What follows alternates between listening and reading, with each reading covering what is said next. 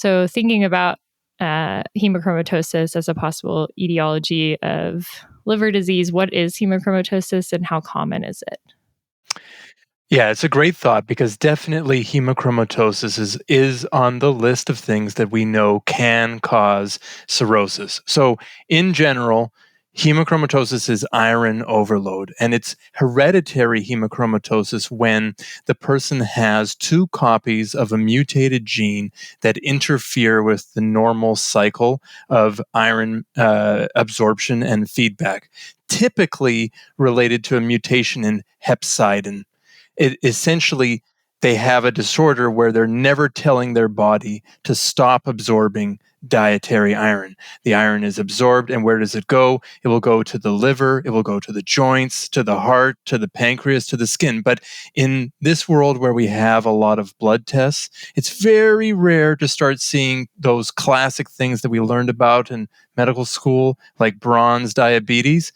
Typically, people are going to show up with the most common manifestation of hereditary hemochromatosis, which is liver disease. Can you remind people just a little bit about hepcidin, why it's important with I guess a little bit about iron absorption? It might be useful to just talk briefly about how that happens in the body. Yeah. So what we know about iron absorption is that it's happening in the proximal small intestine. It's mainly because of a portal that will open up by way of ferroportin. Now, the thing that controls ferroportin is hepcidin, which is a hepatically synthesized protein. And when your bank of iron is completely full, then you have a very strong negative feedback loop that turns that hepcidin activity off. The difference in hemochromatosis is that there is nothing there to tell it to stop. Now, you had earlier asked a question about how common this is, and I think it's worth explaining that this mutation in hepcidin, the most common one that we're seeing is the C282Y. These mutations are so common that about 1 in 240 Americans carry two copies of this autosomal recessive condition.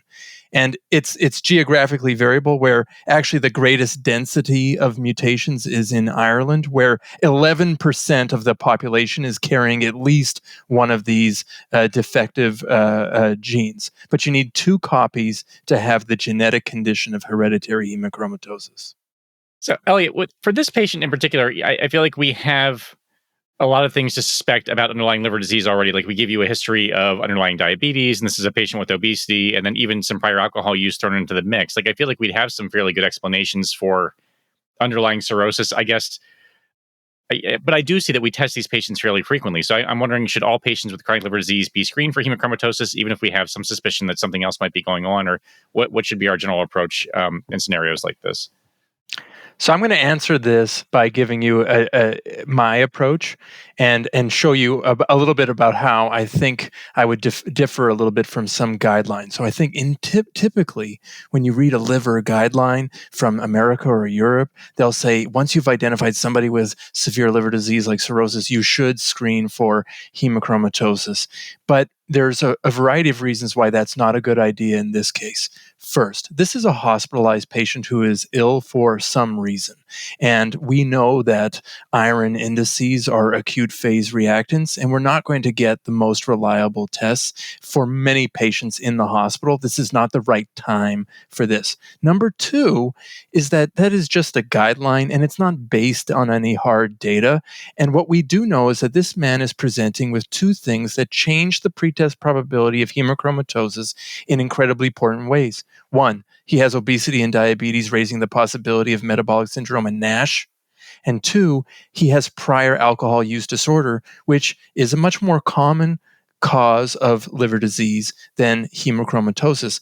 And so I tend to want to use what the patient tells me and be guided by the history to have the best use of additional laboratory testing. And for people like this who have given me a diagnosis in many ways, I'm not going to reach for ferritins and iron and TIBC in the first pass of my labs.